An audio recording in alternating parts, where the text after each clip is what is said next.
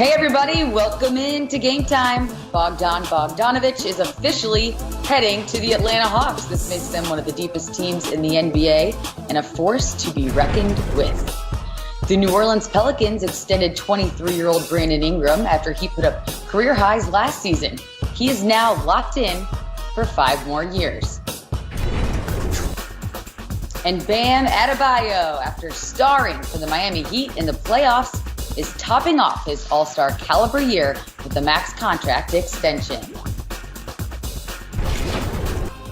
Hey everybody, I'm Allie LaForce. I'm joined by former NBA champion Channing Frye and former front office executive Tom Penn. Great to be with you both. Thanks for having us. We knew the 2020 NBA free agent class didn't have the star power of last year's when, half the league became available, but there was plenty of big names and big moments that happened. The latest being Bogdan Bogdanovic, officially a member of the Atlanta Hawks. So he was offered a 4-year, $72 million deal. The Kings contemplated whether or not they wanted to match it. They decided against it. So Tom, I'll start with you on this one. What do you think was going through the minds of the members of the front office as they had to try to decide, do we build around this young core and keep some flexibility, or do we sign him long term? In Sacramento, it had to be about the money. Normally, you don't let talent get away for nothing, and that's what just happened. But they're committed to these double-digit, significant contracts. De'Aaron Fox's extension. They got Bagley coming behind. Barnes is there, double digits. It's just a load there. They lose flexibility a little bit, but it's more about losing the money. And Allie, when I think about it this year, unlike any other, in COVID times and this year, the revenue sources are going to be way down. You don't want to take $18 more million in actual salary and expense. You let it walk out the door, go down to Atlanta, and in Sacramento, they're just going to probably be going through their building phase and trying to hope that their young players come along more quickly so they can be better on the other side of this. Yeah, they'll have to find more creative ways to build around Fox, Bagley, Hield, those young players that you mentioned. Channing, what was your reaction? I really look at it as the Hawks are being super aggressive. I like what they're doing, and they're trying to build their culture.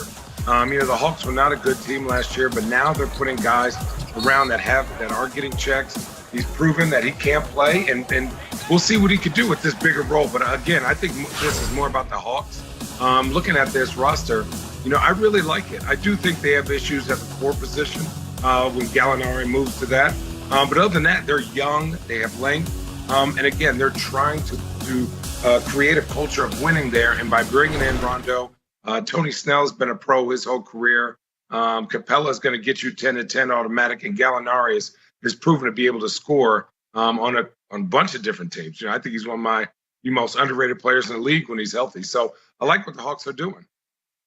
The biggest question will be getting 12 guys all to mesh together and develop that chemistry. So it'll be interesting to watch. A couple of extensions that happened recently. The Pelicans extended Brandon Ingram to a 5-year, $158 million maximum contract extension. Channing, I'll start with you on this one. How do you explain and describe just the level of comfort and just the fit at home there in New Orleans for Brandon? You know what? Certain people are just built to live a certain place. There's not an opportunity, a short stint with the Lakers to play with him. This kid is ridiculously talented, and he's a workhorse, and he works really hard in his game. And you saw what he was doing in the bubble. Their short time there, he was going to work. I think the fact that he's 23, you got to lock that up for as long as possible. You now have him, you have Zion, you have Josh Hart, you have Steven Adams. I like what they're doing down there. Griff knows talent. He signed me to a contract back in the day, so he has a good eye for guys and making sure. Hey, Tom would have done the same thing. Tom knows talent too, okay? Hey, Tom traded for Channing Frye. Way before Griff ever signed him, Tom was part of trading for Channing in Portland, Oregon. So how about a little thank you? Tom, my question to you on this one would be, a key to his growth there was definitely the improvement in three-point shooting, but they just let it fly, right? So in 3 seasons with the Lakers, he shot 32% from deep. In New Orleans, he was shooting 6 threes a game and hitting 39% of them. Did you like the freedom that the front office and the coaching staff gave him and the confidence they instilled in him? Yeah, remember, David Griffin did this deal where he had to lose Anthony Davis, and he got that cash or that treasure trove of young talent. And his hope was that somebody would pop, whether it was Ball or Ingram. Most money was on Ingram, and Ingram came along. You talked about it statistically, and his game evolved. It was a very productive year for him to now be the running mate of Zion, or the other way around. So this is all about getting to a real year with Zion where he can stay healthy, they can play. Hopefully COVID doesn't disrupt things too much.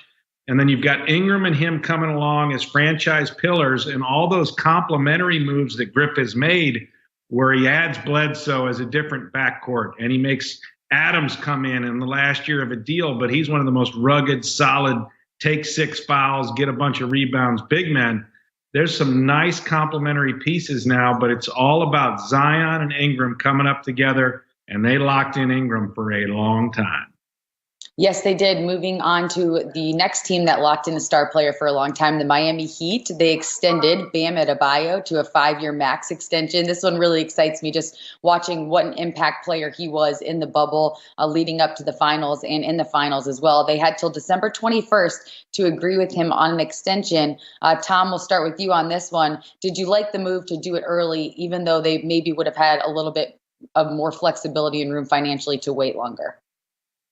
Well, 24 hours ago, I was praising Pat Riley for the way they were going to wait and maybe do this next year. I was falling for that, but Pat stepped up and did the right thing. So I was wrong. He's right again. Here's the deal with this. There just comes a time where you treat your player the correct way. You don't make him wait so that you might get somebody else to come in his place. There's still plenty of ways for them, should they have Giannis's interest in about a year from now, or not a year from now, in the summer, or should they have Victor Oladipo's interest? There would be various ways they could do signing trades or other things to try to get one of the marquee free agents to come down there. Pat knows it's all about A-list talent. Or do Hero and Bam and Duncan Robinson and those guys just continue to evolve and grow? Because when you're young, you get better. That's what's so exciting about when you get a young player performing the way Tyler Hero did or the way Bam Adebayo did. That evolution, then you see an explosion into their prime, and it's just so exciting when you get young players coming of age like this.